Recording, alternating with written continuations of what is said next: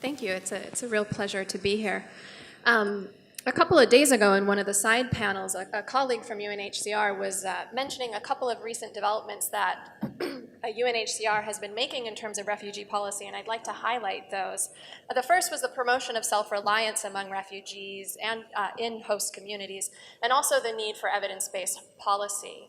And she mentioned that UNHCR has been working with the World Bank recently to generate some of this evidence. And recently I had the privilege of participating in one of these projects looking at the effects of refugee inflows on a host community in Kakuma, Kenya.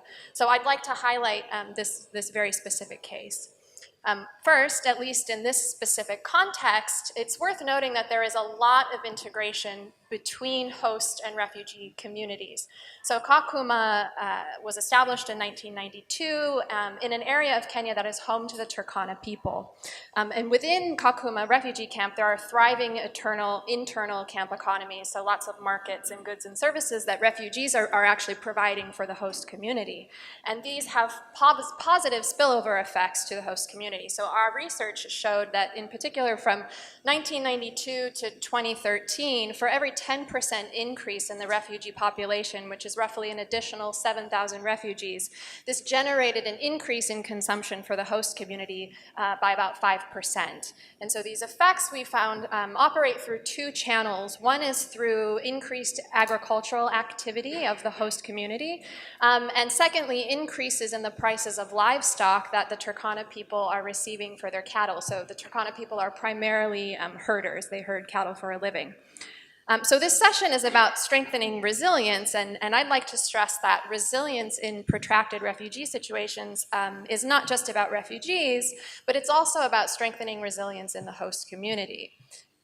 So in fact, in this particular setting, the host community is worse off than the refugee population. They have lower consumption, lower educational attainment, and so to the extent that refugee populations have generated increases in demand for the goods that the host population are producing, one way to increase resilience in this context would be to provide support for the host community, especially in terms of technical assistance for livestock production. So our colleague from ILRI highlighted the low production of livestock in sub-Saharan Africa. So, livestock is producing 6% in terms of milk production and what we see in developed countries. So increasing resilience in livestock production would have a twofold effect on helping producers and the host community, but also extended effects on nutrition for both refugees and hosts. So in addition, I'd like to highlight some experiments really that have been taking place in Kakuma, focusing on these new approaches to strengthening resilience.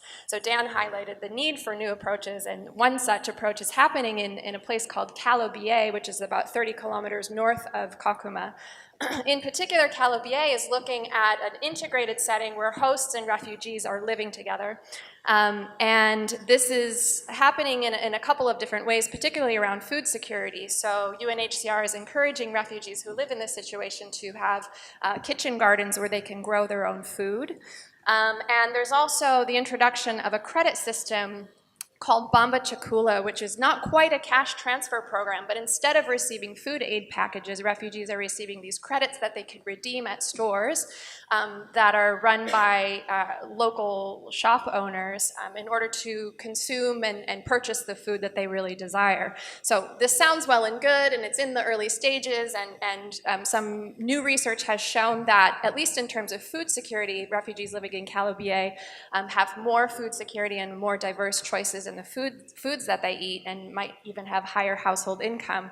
But there are several significant challenges in this setting. One is access to water for farming, access to seeds, limited employment opportunities, so refugees can't work outside of the camp, and there's logistical issues in terms of the Bamba Chakula program, limiting the cash flow into the economy. So while we're making progress in promoting resilience and generating evidence, there's still a lot of work to be done. But Kalobie is sort of one example that we might consider introducing in other places.